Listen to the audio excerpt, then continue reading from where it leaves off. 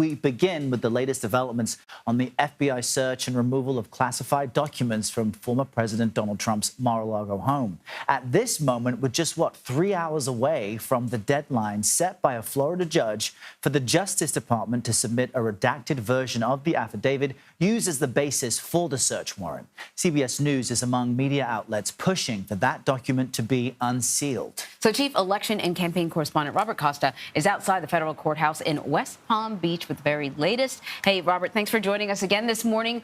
What can we expect from the Florida judge today as the Justice Department hands over their redacted version of the affidavit? We're in a wait-and-see moment right now outside of the federal courthouse in West Palm Beach, Florida. It's going to be very interesting to see what the judge here, Bruce Reinhart, ends up deciding. Does he decide, should the government propose many redactions to release a document that perhaps doesn't signal much about the underlying evidence that led to the FBI search? And how does he weigh the different considerations in front of him, including the federal government's concern about sources and methods being revealed, about witnesses potentially being intimidated should more information about this investigation go out? But the judge has also said in an order this week that he's highly concerned about the public interest in this case not being satiated with some kind of public release of information, at least to some extent. So it's going to be a balancing act in terms of what is released, if anything. It's interesting also because through his media posts, former President Donald Trump has said some very interesting things, hinting at perhaps he still believes all of the documents at Mar-a-Lago were his. The Washington Post reports that one of Trump's lawyers was alerted as early as May of 2021 that the former president was holding onto records that even the White House counsel concluded needed to be properly filed. Just update us on what we're learning about this and the timeline of events with all the new information coming to light. It's a very important point, and when you step back and look at the chronology of this investigation, it shows you that it can be pointed, at least in one respect, to the general counsel's office at the National Archives. There was alarm going back to the final days of the Trump administration about how then President Trump was handling boxes of material he kept upstairs at the White House residence. And these boxes were supposed to go to the National Archives for review before they ever went into the Trump presidential records that he would likely use for a presidential library down the line. Instead of going through that National Archives review process, former President Trump took at least 24 boxes with him down here to Florida. And that decision by former President Trump led the National Archives in its general counsel's office, its lawyers, to start sending out red flags, including lawyers of Trump being alerted by the general counsel's office that they needed to do more to help the National Archives secure these documents.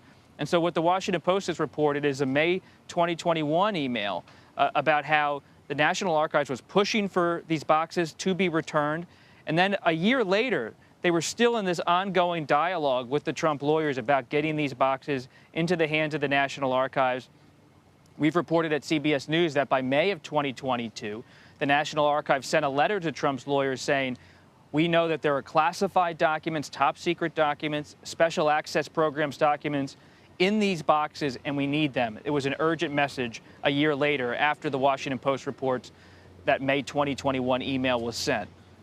No, I think it's a really good reminder of what the timeline is, because critics will say, that this was unnecessary. This is unprecedented, a search of a former president's home. Right. And it is unprecedented, but there was a long runway that led to this. This was really sort of an option of last resort for the Justice Department. Listen, let me ask you about something else that's happening that's sort of related to the former president.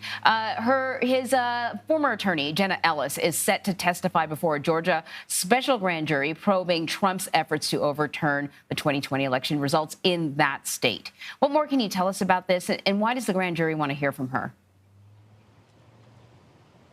Jenna Ellis was a major figure in Trump's legal circle in the final weeks of the Trump administration, working closely with former New York Mayor Rudy Giuliani as the former president tried to overturn the 2020 election result and Joe Biden's victory in that election. Jenna Ellis was a frequent presence in the media, on television, arguing that something needed to be done to keep Trump in office. They went on many fronts to talk with state legislatures, to talk with state officials, to try to get them to buy in to the Trump legal team's perspective on how this should all play out. And those efforts by Jenna Ellis and Rudy Giuliani and others are now under intense legal scrutiny, in particular in Georgia, with this ongoing grand jury investigation in Fulton County. And while grand jury investigations are hard to get a window into, they're so secretive, we do know that Jenna Ellis was someone who was working with Giuliani, and Giuliani has already spent hours testifying before this grand jury in Fulton County, Georgia.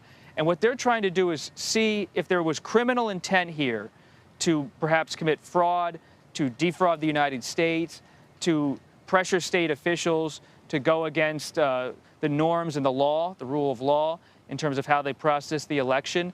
And this is another front where the former president faces real legal challenges. At this point, it's an ongoing grand jury with a lot of depositions being taken.